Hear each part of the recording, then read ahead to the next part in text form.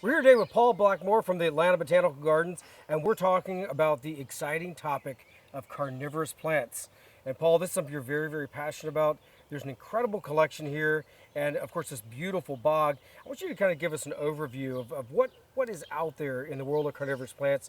It's something that we don't see every day. Yeah. And they are really unusual, super cool plants. Many of our visitors come to see this and they think they don't have any idea about the world of the carnivorous plant, Right. you know, the bog. And they're like, where are these from? And when we tell them they're from actually Georgia, Alabama, South Carolina, the eastern coastal plains, they're amazed. They've Right. lived here all their lives and they've never seen them.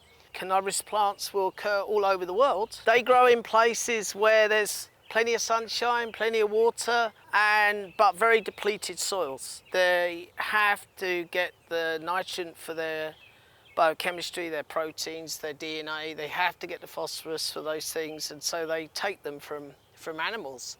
In the southeastern United States, carnivorous plants are predominantly, there's the pitcher plants, which we can see here, and there are many species. Some are found throughout the different states, some are located just in the states, certain states, like for instance Sarracemia alabamensis.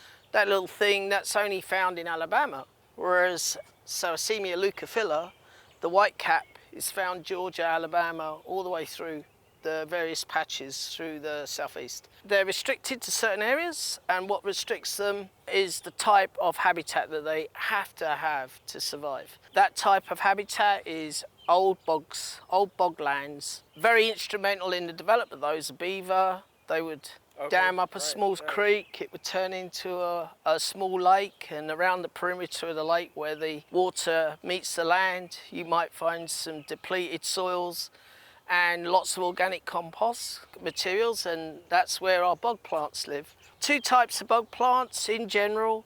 There's the passive ones, which are the pitcher plants, which are typical.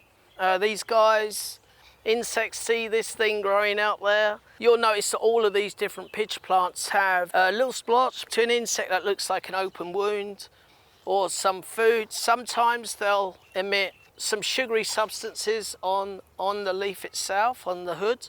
Sometimes, like with Sarracemia flava, which this is, it actually also emits a compound that is similar to hemlock. So the insect flies in and it's like, food, and it smells this yummy smell. Over the summer, the pitcher will fill up with decomposing victims, and that gives off carrion smells. It's hard to see with the naked eye, but the entire surface, the entire epithelium is covered in a downward pointing cilia. What you will find in these is that they're, in the middle of the summer, they're full to about a third with a liquid. The liquid contains enzymes, digestive enzymes, but most of the work is done by fungi, bacteria, some viruses. Those are the guys who do the decomposition of the organisms. There are other animals that live in this thing. They choose to live in here.